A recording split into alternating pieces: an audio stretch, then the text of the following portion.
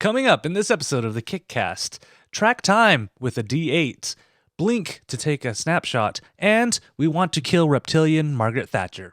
So sit back and relax. It's time for the KickCast. Hey everybody, it is time for another episode of the KickCast, the show where we go out and we find projects and let you know if we should backtrack or sack them. I almost called this a project. I am Ktdata, one of your hosts, and joining me is a man, not only is he an expert in educating the youth of our future and creating video production, I learned over the past 2 weekends, he also is good with a hammer. The one and only Drew Tyler. How are you doing today, my friend? I am so good with the hammer. I do all kinds of projects and things, and I fix stuff, and I hit stuff. I'm good. Glad to be here. Yeah, the reason I mentioned that is because I noticed your DIY project with the carpet and the new flooring, and I was like, that's pretty snazzy right there. I don't even know where to start with that. It was one of those days that was like, hey, we should go get some new carpet. So we went and priced it out and waited for the phone call, and they called us and said, $400 new carpet, and it was like this very small bottom of the house L shape, and we looked at each other and said, I bet we could do it cheaper. So we just dove in, ripped it out, and put it in our own like peel and stick tile. Looks beautiful. We're happy, and we saved like $300. Yeah, and now the little fur barrel will have to go find another bathroom to use. Yes, and that's exactly why we pulled out that carpet, is because this little rascal right here. Hello? Look at the green light. She's like, I don't do anything. She's guilty. She's so guilty. Lay down, go back to sleep. So what do we got today? We got some good news. So if this is your first time for watching the show, welcome. And before we actually jump into projects, and we got some awesome projects today. One that I'm excited to explain to Drew. Yes, I can't wait. We have some news. So we've mentioned multiple times about Arrow and Indiegogo partnering up with each other, right? Yes. And what's interesting about it is, like, every time we hear news, that partnership seems to grow and grow, because it used to be Arrow was just backing projects, and then they partnered up with Indiegogo, so you could actually start a whole program through Arrow for Indiegogo. And now they've actually stepped it up another level. Is they announced that they are doing flash funding, which means they're gonna go pick randomly projects that qualify for their Arrow program that Indiegogo has right now, and award them a one-time cash reward. Wow. So the sum of what they're going to do in October is they're going to give away $1 million in flash funding. So what's really cool about that is it's actually this week they actually did their first one. So they're going to do it a couple times. And the first one is actually for CordBot, and they just donated them $25,000. Did they push that into their campaign, or did they give them? Yeah, right, because they are actually, I believe they're still crowdfunding right now. Huh. So you just got an extra amount of money. So what you can do is, if I remember right, you just need to apply for. It's an Indiegogo now. Yeah, it's always interesting that everybody does this now. They do in demand at Indiegogo, but they just boosted it up for CordBot. What's really cool too about this CordBot project is when I looked them up, they're not going overseas for the production. Oh. All of the circuit boards are being made in the guy's garage. He actually went out, bought the machines and stuff to do it. What? And is producing every single one of his boards for that MIDI controller that he's doing in his garage, so that way he can personally oversee the quality control of it. Wow. So what is CordBot's a MIDI controller, but it looks like it has like chords and pianos and. Yeah, it's this. So I mean, you can use MIDI controllers for pretty much everything, but this one's specifically geared to making different kind of synth music and everything. So you have all the tools in this one set that you can do. But it's really cool. They're going to be, I believe they're actually going to do it 2 or 3 more times in the month of October. So you have a chance to apply if you're on Indiegogo. See if you can qualify for the Arrow Indiegogo program, and you randomly will be in the consideration of getting, just cold hard cash. Yeah, can you imagine just somebody saying what you're doing and being like, "Yeah, I like this guy. Here's $25,000." Yeah. Yay! What? That's awesome. Come on, Drew. Everybody loves you. Somebody's probably done that to you before. No. As much love as I get, I've never had $25,000. I don't believe that. You're just being humble now. Well, let it be so. Let it be as you say. Or at least if somebody hasn't done it yet, they better get on it because they're falling behind the 8 ball. That's right. All right, so on to our next news story. This is an interesting one. So, as we, as most people know, when you crowdfund on most of these sites, money is not collected from you as a backer until the end of the project, right? Right. And Drew, you've been on the other side, and have you seen this problem sometimes where people will back something, and then depending on how long the project goes, it could be a month, 2 months later, their address is wrong, they got a new credit card, and they go in to grab that money, and it's automatically rejected. Yeah. Yeah. See that. Because and then so sure, your Kickstarter page or your Indiegogo page says you got funded, but you're short thousands of dollars because of these rejected Yep. payments and stuff. Yep. So what Indiegogo announced is now, in partnership with Stripe, they actually can accept credit cards straight up. And what's different from what it used to be is it will collect it right when you donate. So that way the project creator knows how much money they're going to have at the end of the project. So it's it's a little bit different than before, where it used to be, I think PayPal held all the money in escrow, and then it took all that time to clear and whatnot and get through. Do you think this is a good or a bad thing? I think it's good for fun for campaign people, for project developers, project runners. I think this makes a good sense, because being able to have that money counted for, not have to wait for that processing time, because even when your project closes, you may not have liquid capital to run with for 7, 10, sometimes 15 days or more. And then you have all those issues of cards not going through or not being able to connect or moving address. So to be able to have a chunk of money ready to go right away, I think is probably great for a campaigner. Sure.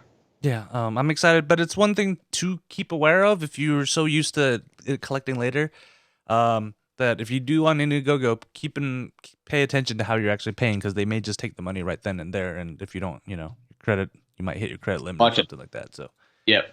Watch it. And then sometimes I'll do that. I will look for I'll look at a project I love, and then I'll look at, okay, closes in 10 days. I'll get paid in 8 days. It'll be a good time to pull money. Mm-hmm. So yes, good thing to point that out. Yeah. So that is kind of all the news. It's kind of been a slow week for crowdfunding. Fig turned a year old. So congrats for Fig, and Wasteland 3 is going to become a thing because it just did gangbusters. Yeah. But we'll go into our Twitter, our kick shouts, which are our Twitter length shout outs to different projects and stuff. I've backed Steve King's older projects, like he did the hand stylus for the iPad, one of my favorite styluses to use for the iPad. And he has a new project, and it's called the Float Shelf, and it is actually a shelf for tapered edged iMacs. Drew, I know you actually just barely got a couple new iMacs. Did, and they're tapered edged iMacs. Yeah, have you ever had that problem where you're like, man, there's a lot of just empty space behind the iMac that maybe we could put something there and stuff. So what the Float Shelf is a little shelf that you just attach. You just slip it onto the stand of the iMac, and boom, you got a shelf that you could use to organize and display stuff. Oh, on the backside, so it gives you some pretty straightforward too. It doesn't, as far as I know, I don't think it requires screws or anything. You just slip it on, and it holds up there. Wow. Bam. Done. Interesting. What do they run? I mean, it's obviously made out of the same machine metal, and it's really sexy, but yeah, it's made out of aluminum, and I think they had a picture of it holding up one of those cement bricks. Oh wow, yeah. So yeah, make sure if you guys have an iMac, make sure you guys go check it out on Kickstarter. It's called the Float Shelf, the ultimate shelf for tapered edge iMacs by Steve King. Super cool guy. I've actually talked to him before at CES, and he's just this regular guy saying, yeah, I needed something like this, so I made it. Nice. That's cool. And especially if you my machines push back into the back corner, so I store hard drives back there. But I love that some of these things that he is pushing on the back that he's showing off are more artsy. If you had your computer facing you and you had a back of outside of your desk. Yeah, one of those fancy open office setups and stuff. I could see Steve totally doing that and putting his action figures there. Yes. Very cool. All right. So now I am excited because we're going to our first projects. And so I asked you this before we started. You have never seen the movie Iron Sky. No, it does not ring a bell. I have not seen it. All right. So let me give you the background on the original movie Iron Sky. It is actually about, so in World War II, there was a group of Nazis that actually built a rocket and flew to the dark side of the moon, where they have been living there until now. The Nazis have been living there till Yes, now. on the dark side of the moon where no one could see them. And Mhm. when it came out in 2014, the Nazis decided they had built this huge spaceship army and stuff and decided to invade Earth. So they just came back from outer space. Yes, from outer space. Sounds super ridiculous, and believe me, the movie is so ridiculous, but that's why it's awesome. It's so ridiculous and over the top that it's just kind of a fun experience to watch. You know, kind of like Okay. Snakes on a Plane. Right. Okay. That's why I'm kind of surprised you haven't seen it, because Yeah. it's like, and it doesn't feel like they just filmed it with a handy cam in someone's backyard either. It like had full CG effects, and it looked like a polished movie, which I just loved. So obviously it actually did become super popular, a cult hit everywhere, and they actually did a crowdfunding project to make the sequel, Iron Skies 2. Oh. And that's called The Coming Race. That actually did super, super well also in crowdfunding. But what happened was they used up all their money to, because this one is about a lot of the world leaders actually were shape-shifting reptiles that move into the center of the earth. Oh. This gets good. Yeah. And they used a lot of they used most of their budget to make the movie and do some of the other scenes. So they didn't have this scene. They had this scene where actually reptilian Margaret Thatcher dies, but they had to cut it out because they didn't have the money to CG it and make everything go. So they actually launched another crowdfunding project to raise only $25,000 this time to actually get the scene put back into the movie and pay for all the CG and all the nice stuff, so it doesn't look really cheap. Hold on. So this is somewhat like it's they made the sequel, and they wanted to have this scene in there. Couldn't afford to put it in there, so they're crowdfunding for a single scene to be brought back in. Yes. At a price of $25,000, which I understand CG is crazy pricey. Like that, I get that. $25,000 to see Margaret Thatcher as a reptilian.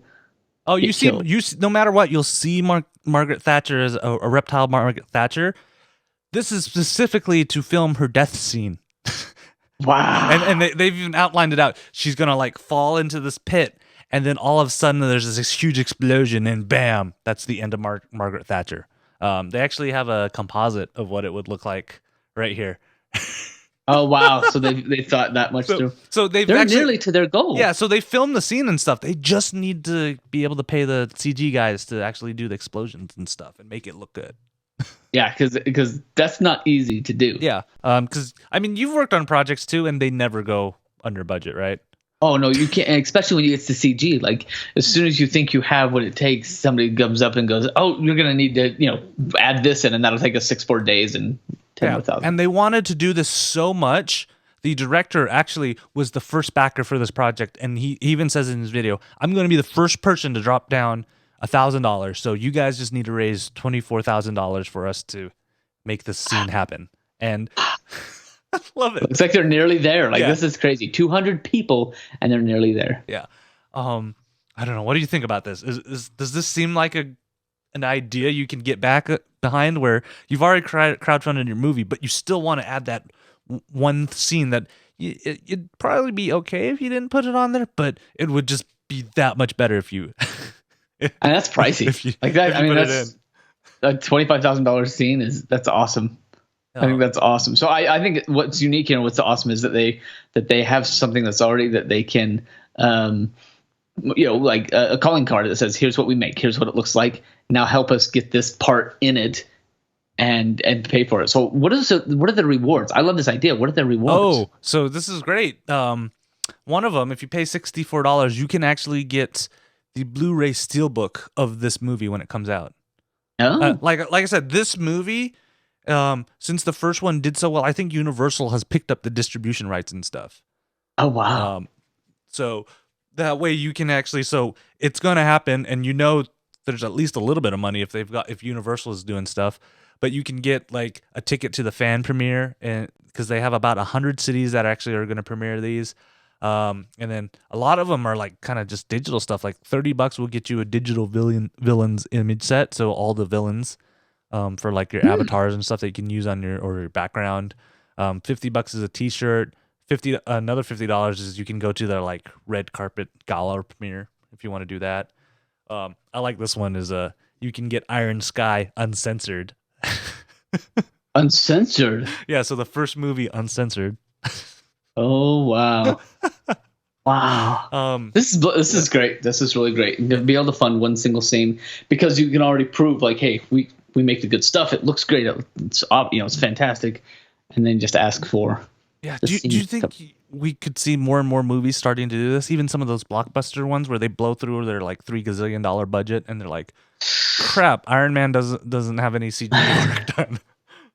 Possibly. I think it's possible. I think they really need to. You almost expect somebody at the bigger studios to be a little more, not frugal. Frugal's the wrong word, but just to be able to like pour money into it, right? They've got bigger, deeper pockets and they can fund it. So I think more indies will probably try this, where they'll put together like 80-90% of the show and then show people, hey, we got this far, help us finish off this scene or finish that. But I find this really surprises me. Yeah. So is this a backtrack or sack for you? I'd back this one. Yeah. I'd totally back this. I love the idea. Yeah, this one's a definitely back for me. And Drew, seriously, you have Netflix. Go watch Iron Skies. It is awesome because it's so ridiculous and so over the top that is awesome. I definitely need to see that. That is fantastic. I mean, space Nazis. There's nothing better. There's nothing better than space Nazis. I love it. All right, so to something a little bit more practical. Yes, please. is this project. Drew, you do a combination of teaching and freelancing, and sometimes even just with the teaching stuff, those students, they know you have office hours, but they never come during office hours. No, in fact, every time I say, sure, come visit me here in my office hours, they all answer with, oh, I'm going to classes at that same time, so can we go a different time? And that just screws up my whole schedule. Yeah. It's like, sure, show up in the middle of my me time. How about that? Yeah, and like do you like purposely not leave your door open sometimes just so you can get some quiet time without your students bugging you?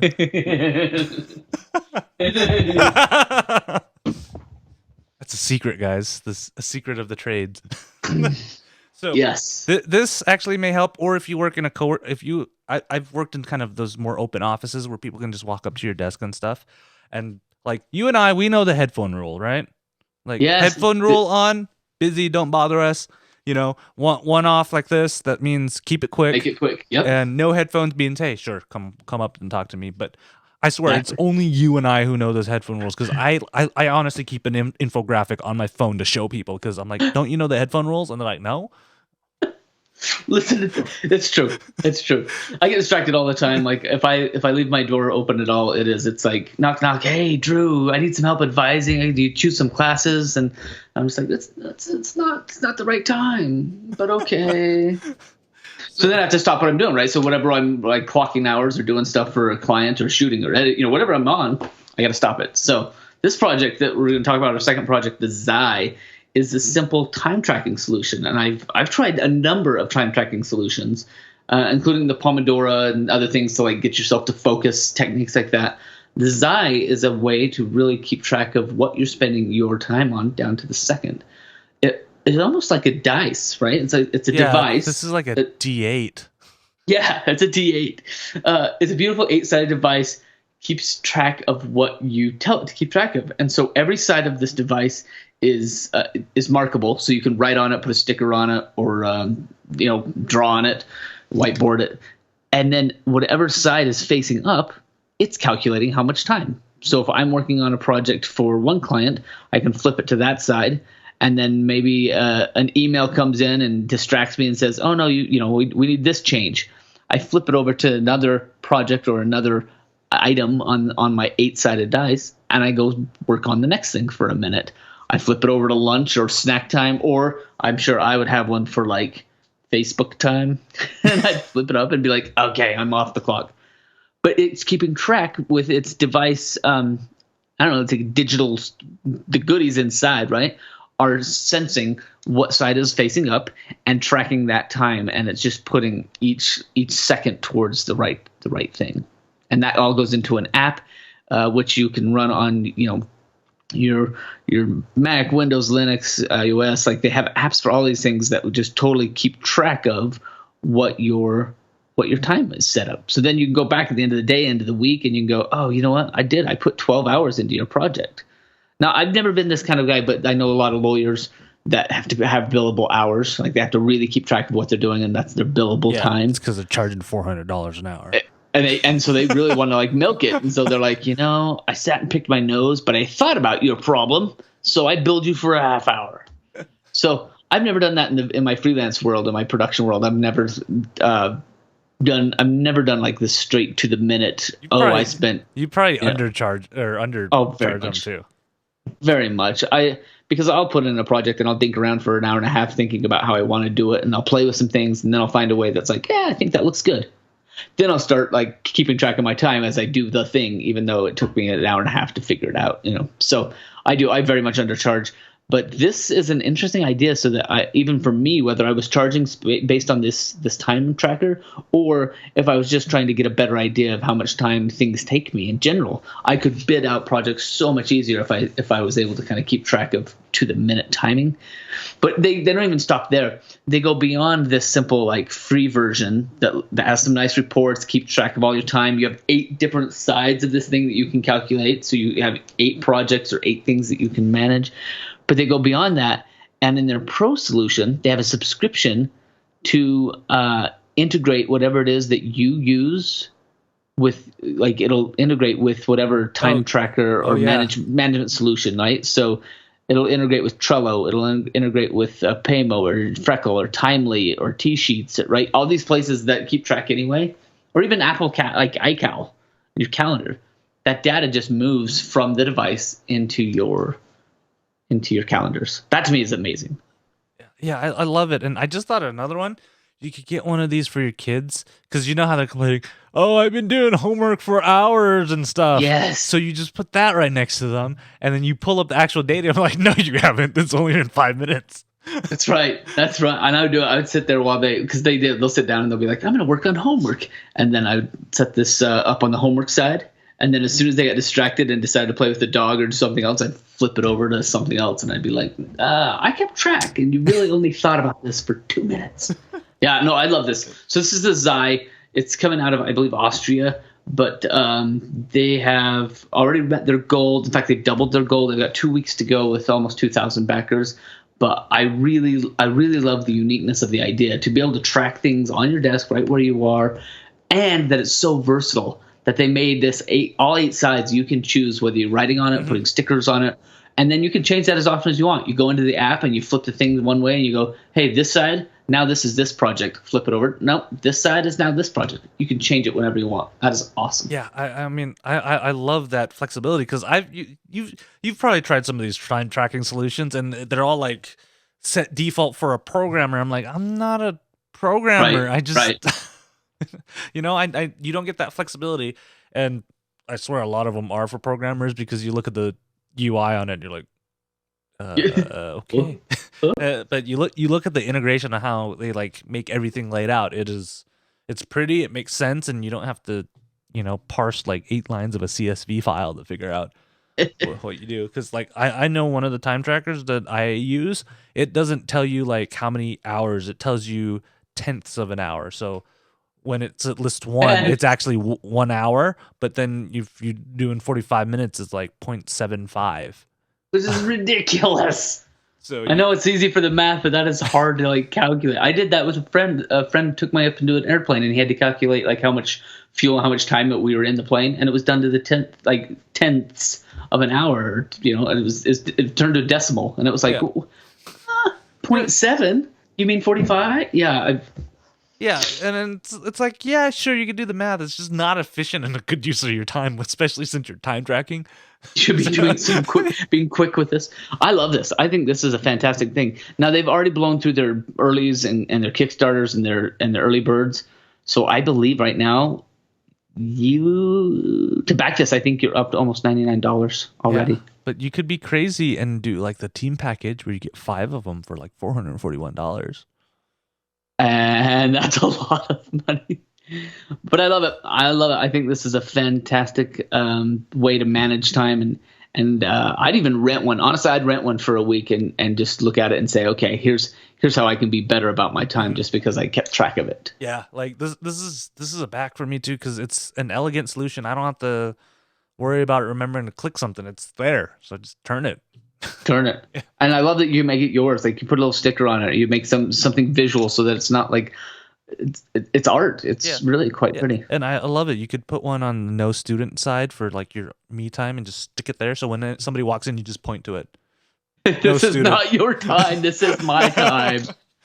I love it. I absolutely love this. So wow. Oh, did I mention that they have a maker kit too? Ooh. One of the levels. What is that? $44. They don't send you the 8-sided device itself. They send you the guts. You get the electronics, the tools, the 3D print files, but the housing and the software calibration is up to you.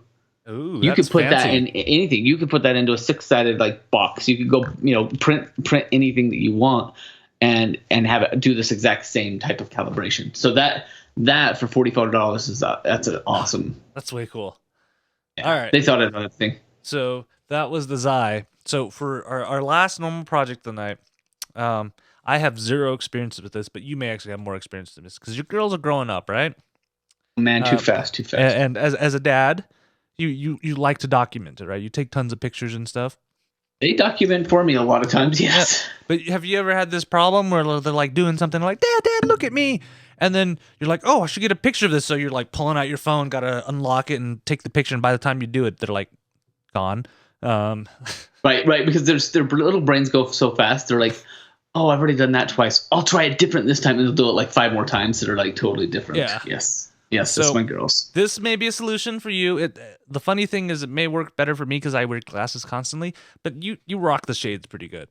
So, they do wear shades pretty good. Yep. Our last project is called the Bling Cam. And what it is blink as in blinky? Yeah. Blink Cam. Yeah. And it is a camera that attaches to the side of your glasses and will take pictures when you wink. Oh. It knows when you wink. Yeah, it can detect when you wink and then it will take a picture. Wow. It says it includes an HD CMOS camera, but I'm like, talk about generic sensor description that is pretty vague. I mean, aren't most cameras right now it's HD CMOS sensors? That's really yeah. So I don't know what kind of resolution of pictures and stuff this uses, but they give you 3 different mounting kits that you can attach to a variety of different glasses.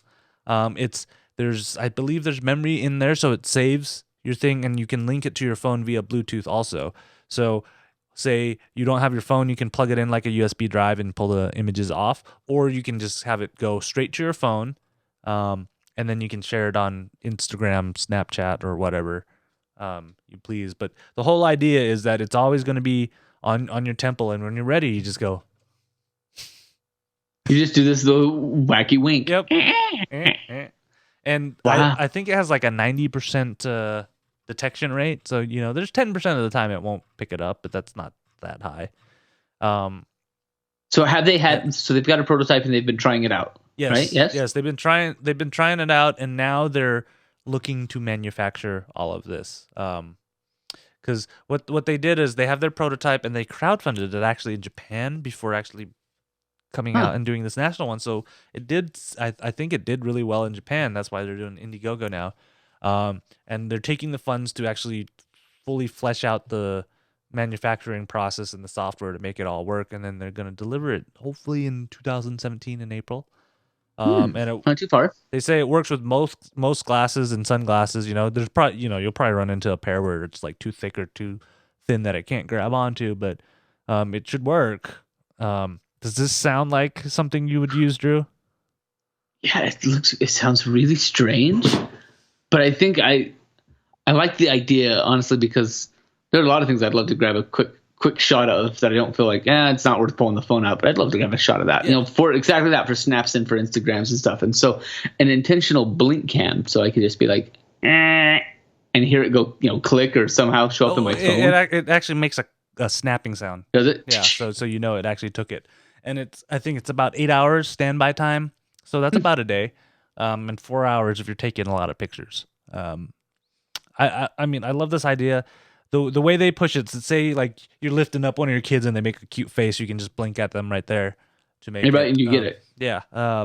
And the funny thing is they say, yeah, our demo has a person in the cafe doing something funny, but this is really meant to be more in private private areas, so you don't creep anybody out by just blinking at them.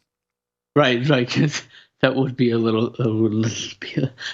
creepy. In fact, I just watched one of their videos. They have a with and without blink cam with it might save your life if a dinosaur attacks. Have you seen that one? Yeah. So a guy runs out.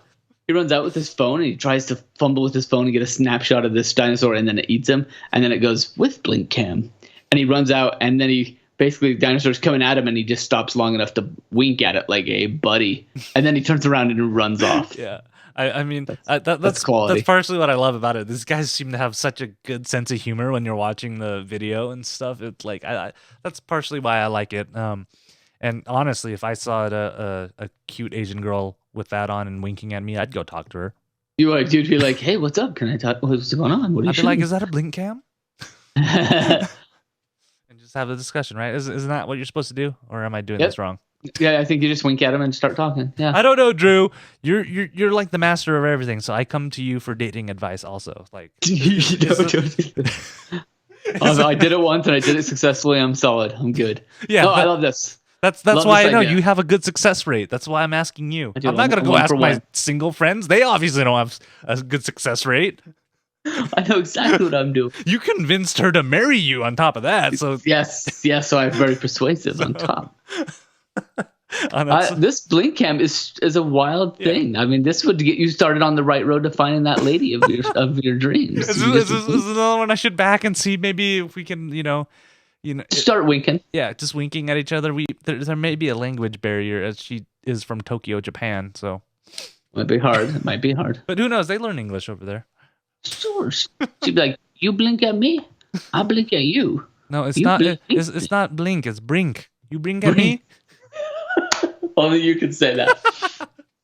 I like this. To me, this is a track. Like, I'm not going to drop $250 on a blinking camera, but I love the idea. I think there's several that are have come out in different ways, and this one seems to simplify it. So a lot of them are like, we'll record all the time, and if you like something, you hit a button and it traps that 30 seconds or whatever. I like that this is like a single solitary like photo. Yeah, I like it. So yeah, for me, it's attractive because I want a little combination of both, where I can actually trigger a video recording if I need it, or just do the photo. But I have to say, it's impressive. 90% of the time, it's actually still picking up your blinking, and it won't confuse you from just normal blinking either. Which is that's some pretty impressive technology that you can tell be able to do that. All right. So what about? I mean, how does this land with like the Snapchat glasses? Didn't they just do some Snap glasses that were really similar? They're about $130, and I don't know how they trigger. I don't do the Snapchat thing, so I don't understand. I'm old, man. Like last night, somebody left a message on one of our Facebook pages, and it took 6 of us to decipher what the dude was trying to say. So I don't know. That's funny. I think so. It's similar. But it will do 10-second snippets of video that are recorded, and then it'll put it in your Snap or make it part of your story or something. So I love that somebody's kind of trying to make this stand alone as an image. So, yeah, because one day it's all the streaming and stuff. The Facebook Live is going to be in one of these, and we're just going to meet for coffee and do the show like that from now on. Yes, we'll just look at each other. Yeah, you'll shoot me, I'll shoot you. Yep. We're good to go. I like this idea. This is good.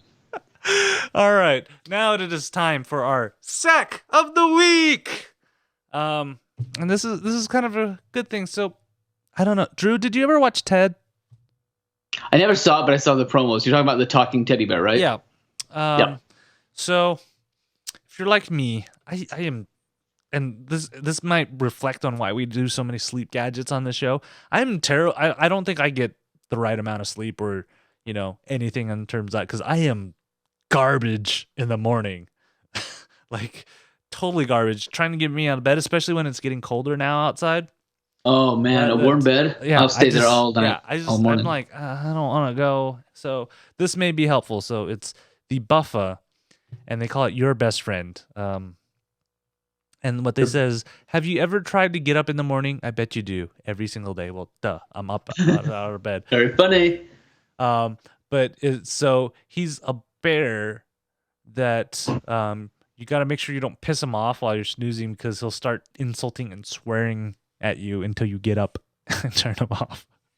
Right, he'll start with inspirational quotes, right? He'll start with like, "Hey, Bugsy, you can do this. You got hard things are fun." And then the more that you snooze, that's when he'll get increasingly more rude. Yeah, so obviously you can tell Drew and I like this idea. The reason why it's the sack of the week is because if you look at this page, this is all the information you have about the bear. I literally Long paragraph. I had to, and it's in their overview section, which I tend to skip too when I'm reading. I had to read this like 4 times to figure out what it was. Yes. Yes. I mean, because yeah, and part of it is I don't think they put a lot of thought into it, because it's one of those hackathon projects where you're like, hey, let's stay up for 24 hours and make something. Right. Which is like I think that's what they say, right? We created this at a hackathon, but it started after a few beers. So we came up with this idea because we figured we had to get up early in the morning. So I love the idea, but it does feel like it was a kind of a throwaway, like, oh, we had to do this. This is the competition we came up with. We took a picture of a teddy bear and we called it the buffa. It would be funny if we really made it. Yeah. But nobody's owned the project. Like, nobody said, okay, well, if we're really going to do this, it looks like this, it goes like this, and here's the prototype. Yeah. So I mean, there's no video, and it's like $50. I'm not gonna back $50 if I don't have a little bit more detail than a bear that's gonna start swearing at you. Yeah, it's a single tier. So I think that's what it is. I think it was a fun idea, and they came up with it. They needed to have a marketer on their team. They needed to have somebody like us that was a consultant that could handle like the crowdsource and say, okay, here's how you build it and launch it, because that's the part that's missing in this one. I like the idea. Yeah. I think it's a fantastic idea. I mean, because you're looking at $50,000. Yeah, I expect a little bit more detail than just saying it's a bear. Right, it's a bear. It's a bear that'll curse at you. Yeah, I mean, at least put a video in. We harp on this. Just it's not that hard to make a video. Right, but especially if you're on those beers, take the video then. It's got to be hilarious at that point. The buffa, the buffa, buff. I don't even know buffa. I don't know. Looks like a long U, but I don't know. Yeah, I don't know. Buenos Aires. Do you know Portuguese? Because I don't.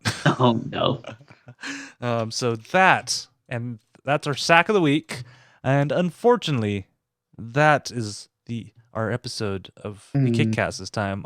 If you guys have suggestions for sacks of the week or projects you want us to talk about, or you have a kick shout, just shoot us an email, kickcast@ktdata.net, or leave it on our Facebook page, facebook.com/kickcast. Or if you want, like, I almost can guarantee you, out of all the ways that you'll get a quick reply from us, it's probably on Twitter.